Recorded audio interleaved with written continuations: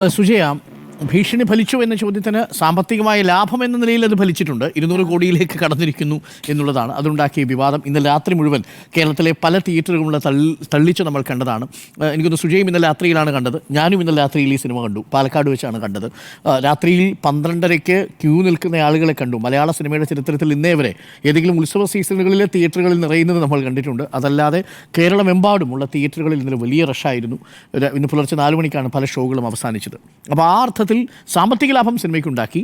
പക്ഷേ അതിൻ്റെ രാഷ്ട്രീയം അത് ഏത് തരത്തിലുള്ള സമ്മർദ്ദമുണ്ടാക്കി എന്നുള്ളതാണ് ചർച്ച. ഭീഷണി ഫലിച്ചു.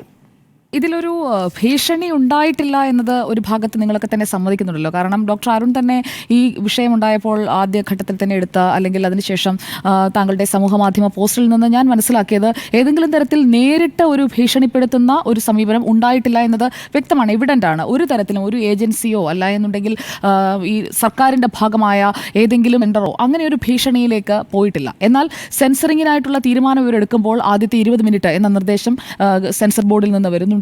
അപ്പോൾ ഇതിലെ മ്യൂട്ട് ചെയ്യുന്ന ഓപ്ഷനെ കുറിച്ച് ഇവർ സംസാരിക്കുന്നുണ്ട്. അങ്ങനെ കഴിഞ്ഞ 3 ദിവസങ്ങളായി ഇതിന്മേലുള്ള കൃത്യമായ ഒരു തീരുമാനത്തിലേക്ക് എത്തുകയും ഇന്നിപ്പോൾ ആ എഡിറ്റ് പൂർത്തിയാവുകയും ചെയ്തിരിക്കുകയാണ്. ബുധനാഴ്ചയോടുകൂടി പുതിയ സിനിമ എന്നാണ് പറഞ്ഞിരുന്നത്, അതായത് റീ എഡിറ്റഡ് വേർഷൻ എന്നാണ് പറഞ്ഞിരുന്നത്. പക്ഷേ നാളെ അത് തിയേറ്ററുകളിലേക്ക് എത്താൻ പോവുകയാണ്. അതാണ് ഇതുവരെ സംഭവിച്ചിരിക്കുന്നത്. ഈ സിനിമ കാണുന്നത് വരെ, അതായത് നമ്മൾ ആദ്യത്തെ ദിവസം ചർച്ച ചെയ്യുമ്പോൾ നമ്മൾ ആരും ഈ സിനിമ കണ്ടിരുന്നില്ല. ഇന്നലെ ആയപ്പോഴേക്കും ഉണ്ണി സാർ കണ്ടിരുന്നു, മാഡം കണ്ടോന്ന് എനിക്കറിയില്ല.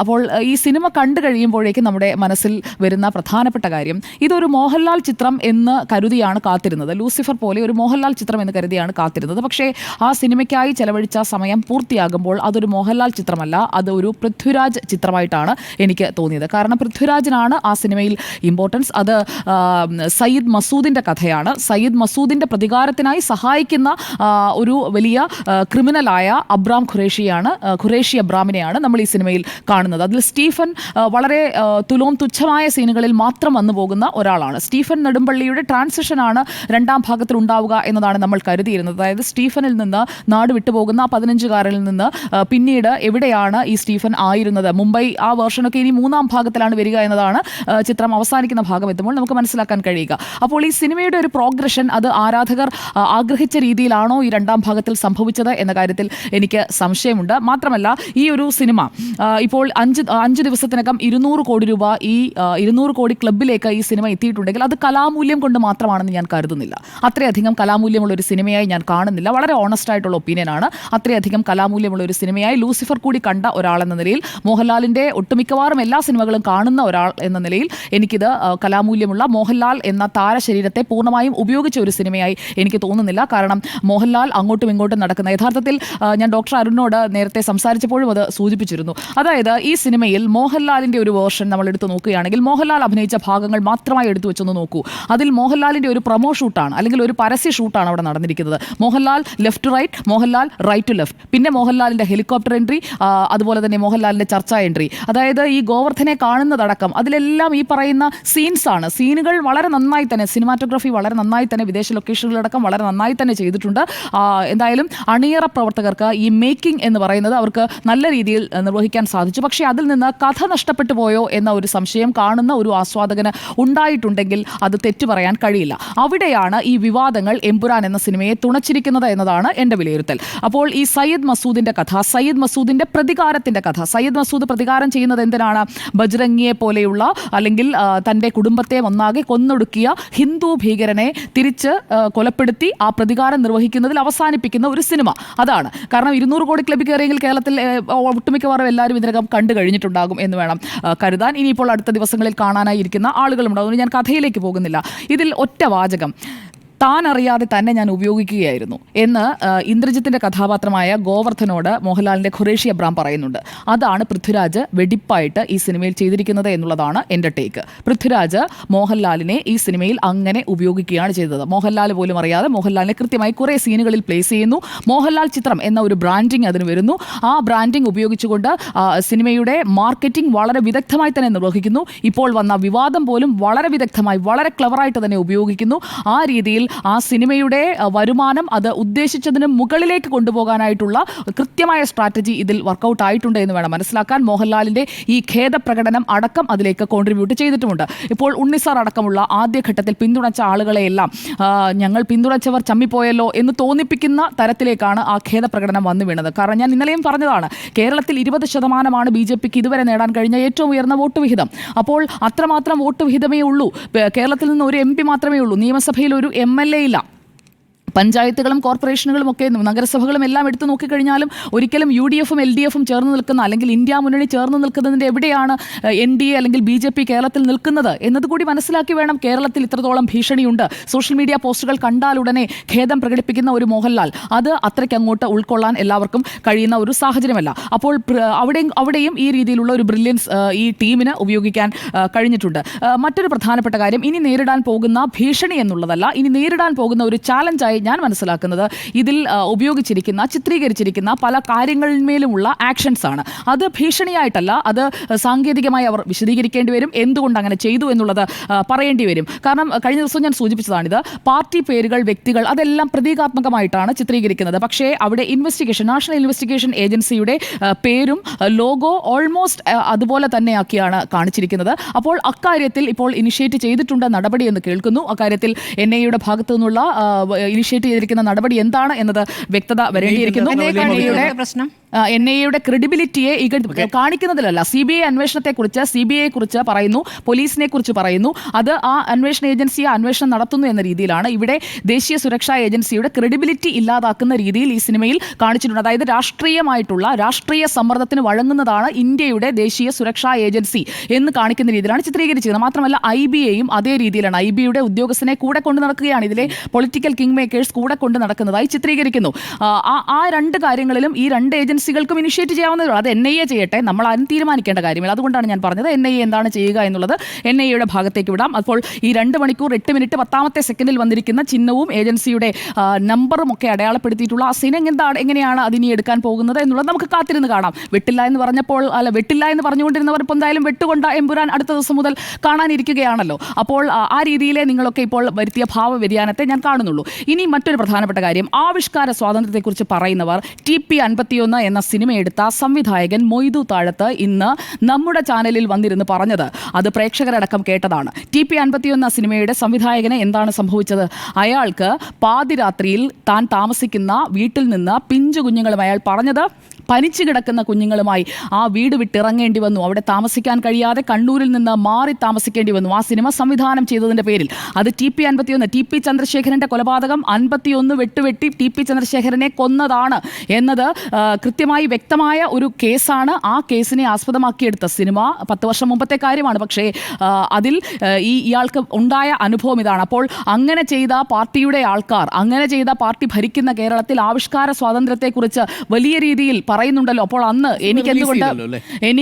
എനിക്ക് എന്തുകൊണ്ട് ഈ ആവിഷ്കാര സ്വാതന്ത്ര്യം റീഎഡിറ്റ് ചെയ്തോ എന്നുള്ളതല്ലോ ഡോക്ടർ അരുൺ. ആ സംവിധായകന്, ഞാൻ പൃഥ്വിരാജിനെയാണ് ഇതിൽ കമ്പയർ ചെയ്യാൻ ഉദ്ദേശിക്കുന്നത്.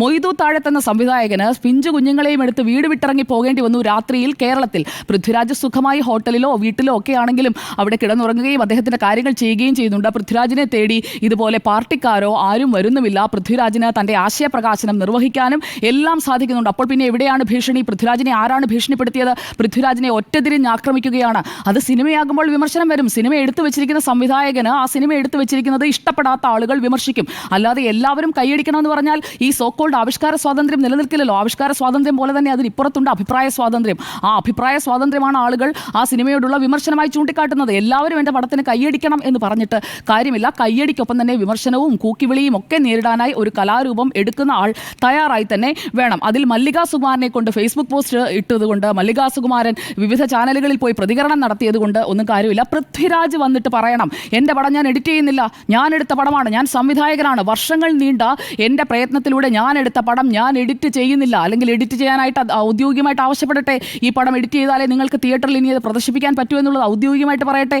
അത് പറയുന്നതിന് മുൻപ് അങ്ങോട്ട് എന്തുകൊണ്ട് വോളണ്ടറി എഡിറ്റിന് തയ്യാറാണ് എന്ന് പറഞ്ഞു. ആ ചോദ്യത്തിന് പൃഥ്വിരാജ് ഇതുവരെ മറുപടി പറഞ്ഞിട്ടില്ല. അത് മറുപടി പറഞ്ഞേ പറ്റൂ.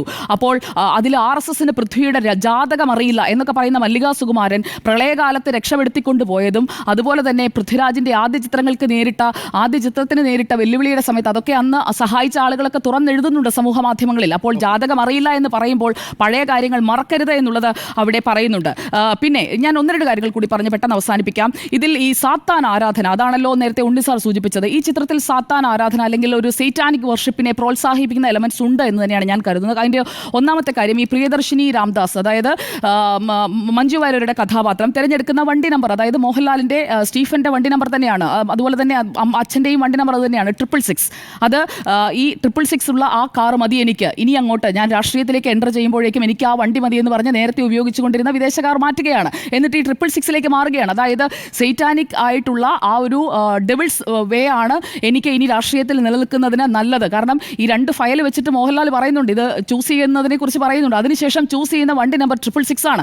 അപ്പോൾ ഈ ഓർഗനൈസറിൽ എഴുതിയത് മാത്രമല്ല, ആ സിനിമയിലേക്ക് എടുത്ത് നോക്കിക്കഴിഞ്ഞാൽ കൃത്യമായി നമുക്ക് മനസ്സിലാക്കാൻ കഴിയും. പിന്നെ ഈ സിനിമയിൽ മുഖ്യമന്ത്രി മുന്നണി മാറുന്നത് കേട്ട് കൈയടിക്കുന്ന അണികൾ, അതൊക്കെ എന്താണ് ഇതിനകത്ത് ഉദ്ദേശിക്കുന്നത് എന്നുള്ളത് എനിക്ക് മനസ്സിലാകുന്നില്ല. പിന്നെ ഒറ്റ കാര്യത്തിൽ ഒരു വിയോജിപ്പ് കൂടി ഞാൻ പറയുകയാണ്. ഈ നമ്മൾ കലാപത്തെക്കുറിച്ചും ആ കാര്യങ്ങളൊക്കെ നമ്മൾ ചർച്ച ചെയ്താണല്ലോ. ഇതിൽ ആ 30 സെക്കൻഡ് ആ തിരുവാതിര കൂട്ടി കയറ്റിയത് എന്തിനാണെന്ന് എനിക്ക് മനസ്സിലാകുന്നില്ല. അത് ആ ജൂനിയർ ആർട്ടിസ്റ്റുകളെയൊക്കെ അണിനിരത്തിക്കൊണ്ട് 30 സെക്കൻഡ് മെഗാ തിരുവാതിര കാണിച്ചത് അത് മുഖ്യമന്ത്രി പിണറായി വിജയനെ അപമാനിക്കുന്നതിന് വേണ്ടി മാത്രമാണ്. ആ സീൻ അവിടെ ഇല്ല എങ്കിലും ആ പടത്തിന് ഒരു കുഴപ്പവും സംഭവിക്കില്ല. പക്ഷേ അതവിടെ ഉൾപ്പെടുത്തുകയാണ്. എന്നിട്ടും പിണറായി വിജയൻ എന്ത് ചെയ്തു? അത് കൃത്യമായി പോയി സിനിമ കാണുന്നു. സിനിമ കണ്ടിട്ട് ആ സിനിമയ്ക്ക് എല്ലാ പിന്തുണയും, അണിയറ പ്രവർത്തകർക്ക് എല്ലാ പിന്തുണയും, പൃഥ്വിരാജിന് എല്ലാ പിന്തുണയും, മറ്റു ഭീഷണികളെ ഒന്നും നിങ്ങൾ വകവയ്ക്കേണ്ടതില്ല എന്നും പറയുമ്പോൾ ആ മുഖ്യമന്ത്രിയെ അപമാനിക്കുന്നതിന് തുല്യമല്ലേ? അത്രയും പിന്തുണ ഒരു സംസ്ഥാനത്തിന്റെ മുഖ്യമന്ത്രി നൽകുമ്പോൾ ഞങ്ങൾ ദാ വെട്ടിക്കോളാം എന്ന് പറയുന്നത് അത് എന്ത് ആർജവമില്ലായ്മയാണ്? പിന്നെ എന്ത് ആവിഷ്കാര സ്വാതന്ത്ര്യമാണ് ഇവർക്കൊക്കെ ഉള്ളത്? ആവിഷ്കാര സ്വാതന്ത്ര്യമുള്ള കൃത്യമായ ആർജവമുള്ള ഒരു സംവിധായകനാണ്, അല്ലെങ്കിൽ അണിയറ പ്രവർത്തകനാണ്, നിർമ്മാതാവാണ് എന്നുണ്ടെങ്കിൽ അങ്ങനെ ചെയ്യാൻ പാടില്ല. സ്വന്തം സംസ്ഥാനത്തിന്റെ മുഖ്യമന്ത്രി അടക്കം പിന്തുണയുമായി പടം കണ്ടിട്ട് വന്ന് പിന്തുണ പ്രഖ്യാപിക്കുകയാണ്. അതും അദ്ദേഹത്തെ കളിയാക്കുന്ന സീൻ ഉണ്ടായിട്ടും. അതാണ് അതിനകത്തെ എടുത്തു പറയേണ്ട കാര്യം. അപ്പോൾ അങ്ങനെ കൂടെ നിന്ന ഉണ്ണിസാർ, അതുകൊണ്ടാണ് ഇനി ഞാൻ കൂടെ നിൽക്കില്ല എന്ന് പറയുന്നത്. കാരണം കൂടെ നിന്നവരുടെ മുഖത്തടിക്കുന്നത് പോലെയാണ് ഈ വെട്ടിയിരിക്കുന്നത് എന്നുള്ളതാണ്. പറയേണ്ട അത് ഞാൻ പറഞ്ഞ ഒറ്റ കാര്യമുള്ളൂ, അത് ഞാൻ വിശദമാക്കിയേക്കാം. കാരണം വെച്ചാൽ എംപുരാൻ ടീമുമായിട്ട് ഒരു ഐക്യദാർഢ്യത്തിന് ഞാനില്ല എന്ന് പറയുന്നത് കേരളം ഒറ്റക്കെട്ടായി ആ സിനിമയ്ക്ക് നൽകിയ പിന്തുണയെ ആ പിന്തുണയെ അവർ അർഹിക്കുന്ന ഗൗരവത്തിലെടുത്തില്ല എന്നുള്ള നിലപാടാണ്. അതിനർത്ഥം കേരളം അതിനകത്ത് ശരിയായ നിലപാടെടുത്തു എന്നാണ്. അതാണ് പിണറായി വിജയൻ പോയി കാണുന്നു, ക്യാബിനറ്റ് കാണുന്നു.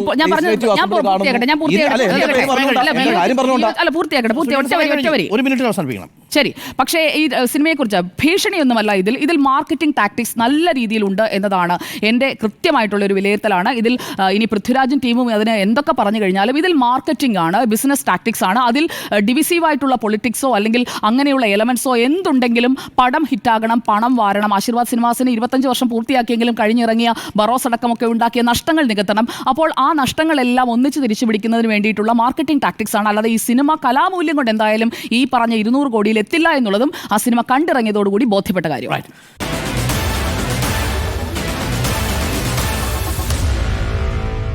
Meet the editors.